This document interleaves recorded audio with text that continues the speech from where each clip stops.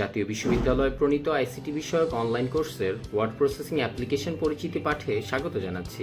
আমরা বিভিন্ন সময়ে ক্লাসে অ্যাসাইনমেন্ট লিখে প্রিন্ট করে জমা দিই, আবার পরীক্ষার প্রিন্টের যে প্রশ্ন হাতে পাই এগুলো ওয়ার্ড প্রসেসিং সফটওয়্যার বা অ্যাপ্লিকেশন ব্যবহার করে তৈরি করা।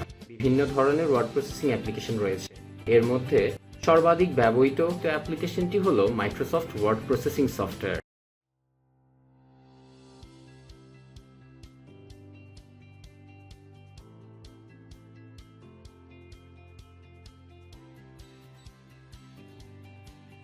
আমরা এখন দেখব মাইক্রোসফট ওয়ার্ড প্রসেসিং সফটওয়্যার ব্যবহার করে কিভাবে ডকুমেন্ট তৈরি ও সেভ করা যায়।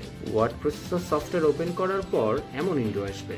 ডকুমেন্টটি সেভ করার জন্য ফাইলে ক্লিক করে সেভ অ্যাজ অপশন চয়েস করে কম্পিউটার ড্রাইভ হিসেবে ডেস্কটপকে দেখিয়ে দিয়ে ফাইলের একটি নাম দিয়ে ডকুমেন্টটি সেভ করি। এখানে ক্লিক করে ডকুমেন্টটি ক্লোজ করি। এখন ক্লোজকৃত ডকুমেন্টটি ডেস্কটপ থেকে ওপেন করি। কিবোর্ড থেকে information and communication technology type করলাম। এখন ইনফরমেশন শব্দটি কপি করার জন্য লেখাটি সিলেক্ট করে নেই। এখন এখানে কপি অপশনটি অ্যাক্টিভ রয়েছে। এখানে ক্লিক করে প্রয়োজনীয় স্থানে মাউস পয়েন্টার রেখে পেস্ট অপশনে ক্লিক করি। এই কাজটি করার জন্য শর্টকাটটি ব্যবহার করেও করা যায়। কন্ট্রোল সি প্রেস করে কপি এবং কন্ট্রোল ভি প্রেস করে পেস্ট করা যায়। আবার একটি শব্দ বা বাক্যকে কাট করে পেস্ট করার জন্য নির্ধারিত অংশ সিলেক্ট করে এখানে ক্লিক করে কাট করে এখানে ক্লিক করে পেস্ট করি।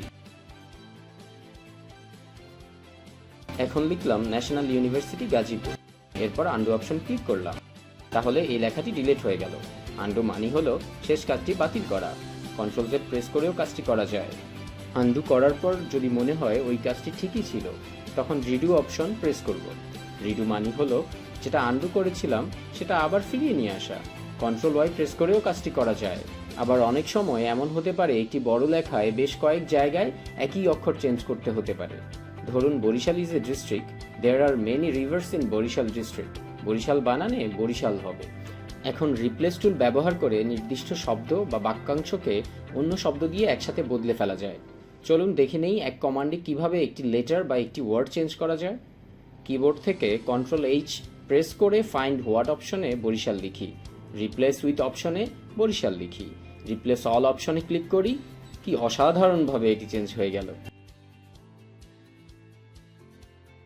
আচ্ছা, আমরা যখন কপি করেছিলাম বা কাট করেছিলাম তখন এটি কপি হয়ে কোথায় ছিল? এর উত্তর হলো ক্লিপবোর্ড। ক্লিপবোর্ড হচ্ছে ওয়ার্ডের একটি অস্থায়ী জায়গা, যেখানে কপি বা কাট করা লেখা কিছু সময়ের জন্য সংরক্ষিত থাকে। এরপর কন্ট্রোল ভি প্রেস করলে এটি পেস্ট হয়। আমরা যখন কোনো অ্যাসাইনমেন্ট লিখি যেখানে হেডিং সাব হেডিং ব্যবহার করি, একটি সুন্দর ও প্রফেশনাল ডকুমেন্ট তৈরি করতে হেডিং, সাব হেডিং এবং প্যারাগ্রাফের ব্যবহার করা দরকার।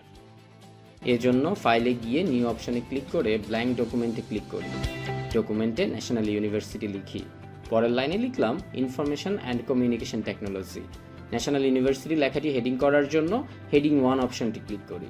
হেডিং হয়ে গেল। এখন ইনফরমেশন অ্যান্ড কমিউনিকেশন টেকনোলজি, এটিকে সাব হেডিং করার জন্য হেডিং 2 অপশনে ক্লিক করি। এটি সাব হেডিং হয়ে গেল। একইভাবে প্যারাগ্রাফও তৈরি করা যায়। আপনি একটি মজার ব্যাপার খেয়াল করে থাকবেন, আমরা যে খবরের কাগজ পড়ি সেখানে বানান ভুলের পরিমাণ খুবই কম থাকে। এর একটি অন্যতম কারণ হলো অটো কারেক্ট এবং স্পেলিং অ্যান্ড গ্রামার টুলের ব্যবহার। লেখার সময় যদি কোনো বানান ভুল হয়, ওয়ার্ড সেটি লাল দাগ দিয়ে চিহ্নিত করে দেয়। হি ইজ এ স্টুডেন্ট, এখানে স্টুডেন্ট বানান ভুল আছে। এখন ভুল শব্দের উপর রাইট ক্লিক করি, সঠিক বানান বেছে নেই, এই যে সংশোধন হয়ে গেল।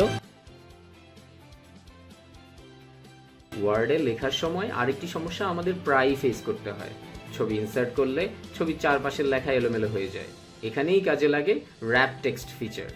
এই জন্য ছবি ইনসার্ট করে ছবির উপর ক্লিক করি। এখন উপরের পিকচার ফরম্যাট ট্যাবে ক্লিক করি। এখানে র্যাপ টেক্সট অপশন দেখতে পাচ্ছি। এখানে কয়েকটি অপশন পাওয়া যাবে। অপশনগুলোর মধ্যে বহুল ব্যবহৃত হলো স্কয়ার, টেক্সট ছবির চারপাশে বর্গাকারে ঘুরে যায়। আরেকটি হলো টাইট, ছবির আকার অনুযায়ী টেক্সট আরও ঘনভাবে ঘিরে রাখে।